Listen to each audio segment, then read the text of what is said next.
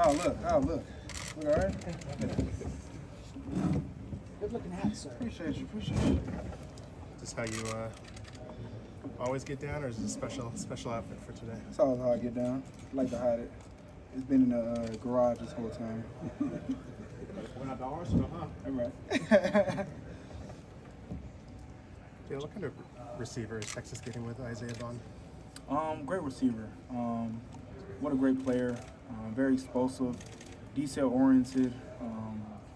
He's a team guy. So to see him go is tough, but no, I'm very excited for him because he has another opportunity to play somewhere else, and so I'm super excited for him in his future. How well before college did you know Connor Wegman, and what kind of quarterback have you seen him become? Texas kid, supporting him. You know, he's a Texas kid, local, around my high school, not too far. So, you know, I had a chance, to share this, share the same Texas football with him, and so, you know, I'm pumped for him, for all the success he had for A&M, and I'm pulling for him. How talented was that 2022 quarterback class in Texas with you and Wegman and Jackson Arnold, Kate Klubnik, and I guess you were reclassified. He was with y'all before he did. Yeah, no, Texas is a great state for football, especially at quarterback level. With all the great quarterbacks that played in Texas, but like the group that you mentioned, what a great group. With all the resources that's provided, being in the state of Texas, big stadiums, great coaching staff, the weight rooms are outstanding. So it's a lot of factors of the performance from high school quarterback with all the resources provided. Jalen, what do you think about Coach Saban predicting that it's going to be Georgia and Texas in the SEC championship game? I think the biggest thing is just really attacking the offseason. For us, we attacked it by 4 stages of our offseason. Number 1, fourth quarter program. Number 2, spring ball. 3, summer 1. Now 4, summer 2. So like once we have that, with our goals as far as short-term goals, long-term goals that we want to achieve, it's all about building each and every day, be the best version of ourselves each and every day that we come in the building. With the time that we're in the building, you have quotes, throughout the day. So you're honestly motivated each and every day.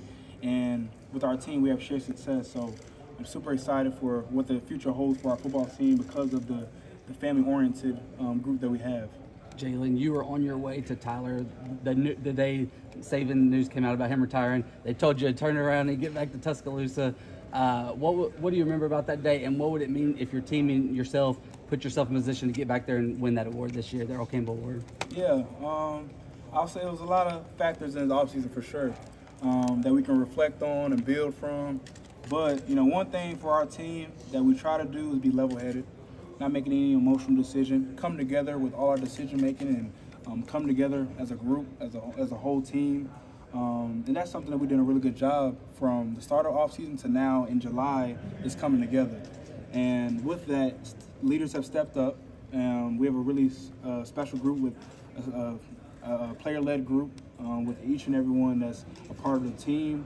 And so with that, you're always going to have external factors. You're going to have factors that might sway you from your goals and stuff like that. So it's for leaders to refocus the group and enforce, hey, this is our team, this is the standard here, and that's something that we've done a really good job at. What kind of coaches? Talk a little bit about Shaz Preston and your time with him last year and what he's going to bring to Tulane next season. Absolutely, man. That's my guy. When he came in, that was a guy I was around a lot. With him being an underclassman under me, he really got, I got a chance to get to know him. We built a great relationship. And like I mentioned, I was upperclassmen above him, so I just gave him my insight on Alabama and just the program and as a whole. But you're getting a tall, a big guy at receiver that's passionate about the game, loves the game, and just he's going to do everything that he needs to be the best receiver he can be. Where do you want to improve as a quarterback this season? Where do you want to improve as a quarterback this season? For me, master the game of football. The great thing about last year, I can reflect on my film from last year and build upon that.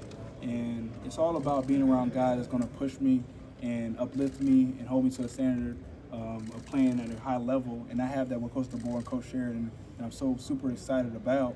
And for us, we narrowed some things down that we wanted to improve on and build upon, and we're going to reflect on it as a group. What's your critique of yourself?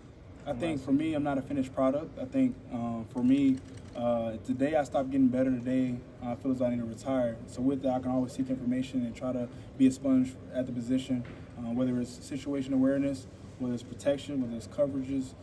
There's a multitude of things that, as a quarterback, to play at a high level, you have to master that aspect.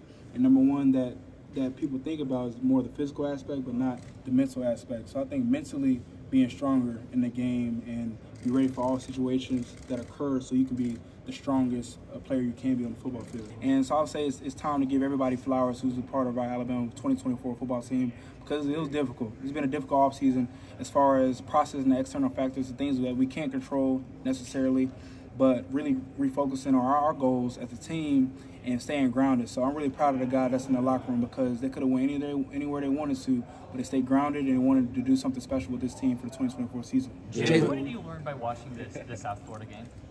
So one thing that I can mention is that was a turning point of our season. That was a chance for us to come together as a team. We talk about the link mentality, let all naysayers know. That was a chance for us to really come together and build a theme upon what our season wanted to be about. And so although you can always look at things that are negative in a football game, there's always things that you want back in a game. No matter what game it is, you can't play a perfect game. And one thing we can mention is that the turning point of our season was coming together as a group and mention the family acronym, forget about me, I love you. And so that was very special for our group to come together as one and try to refocus and go attack all of our short-term goals and long-term goals. Jalen, the guy. One thing they talk about a lot of the changes that you've been through every year. What's one thing to stay consistent? And what have you done to stay grounded this whole time at Alabama? I'll say attacking the mental aspect of the game, being mentally tough, but also sitting around yourself that are like-minded but also smarter in a sense, so you're always learning and growing, and also being around people that are uplifting you and someone that you can lean on and trust as far as getting you better. Because while you're going on this process, I feel as though it takes a team and takes a whole group and a whole village to uplift you through your journey. And I don't believe in the word self-made. I think it really does take a team. And so with that, of course, there's going to be factors that try to take you away from your goals and stuff like that. But it's all about being around good people, and that's what I have in my circle. Yeah, we see you came out with that hat just now. What about your personality? Can your Alabama teammates tell you're a Texas guy? I'm from Texas, man. But no, I say, man, this is something that is part of the Texas culture, and it's something that everybody knows. I'm from Texas. I rep it pretty loudly when I'm at the facility. Jalen, a guy you shared backfield with, Jalen Milroe, had a big spring. What have you seen from him? What are you expecting from him coming in this season? I'll say he's hungry, always, never complacent. A guy is very quiet, but his success makes a noise. With how hard he grinds in the offseason, it's been special to see him keep working and putting his head down and work, especially because now he's an upperclassman. Before he was an underclassman, now he's an upperclassman. So to see his development, to see how much he loves the game of football, and he's a Texas kid, so we share something in common. But no, we have a great relationship. Super glad that he stayed grounded and continue to get better, because he's doing a really good job for us. And Jalen, what is Texas getting in another one of your former targets in Nye Black? Getting a great dude, someone that really loves the game of football, very passionate. He's fun to be around. That's something that people might not see, how fun he is to be around. So they're getting a special cat in Amari Nye Black. Jalen, when you were at the Manning Passing Academy, did you get to spend much time with Jackson Arnold? And what were your impressions of him that week? Yeah, no, I spent a lot of great time with a lot of great quarterbacks. And that's one thing I like to mention is that, man, football is a great vehicle for people to meet a lot of great people. The networking aspect of where the game might take you. And that was a great opportunity to be at the man in the camp and be around him. He's a great dude.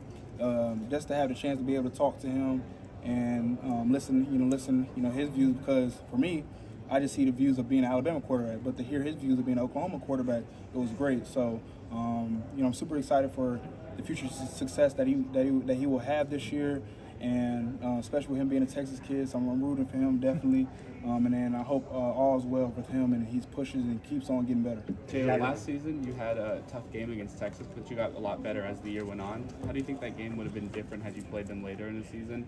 And if you played them this season in the SEC Championship or in the playoffs, what do you think it'll be different about it? I see every game as a learning experience. No matter if it was my best game, worst game, I see everything as a learning experience. And every game, you might want that playback. Oh, I want that playback. Man, I wish I didn't And it's all a part of it. And with your journey, you can always reflect. That's a game that you can reflect on and say, hey, what's some things we did well at, what's some things we didn't do as great at. And just narrowing it down to that focus, that's going to uplift you. That's going to get you through tough time. That's going to get you through anything when you're going down your journey, it's past experiences. And so what a great opportunity to learn and grow from that game, especially playing with a team that played in the playoffs and played at a high level. So it was just a great opportunity just to learn. Jalen, you were voted most likely to succeed in high school. I have it right here. This is actually me and you in our high school yearbook. Hey, how you doing? Yeah, I'm good. How are you? I'm doing good. Do you feel like you've lived up to that success? I'm blessed. I'm blessed and highly favored.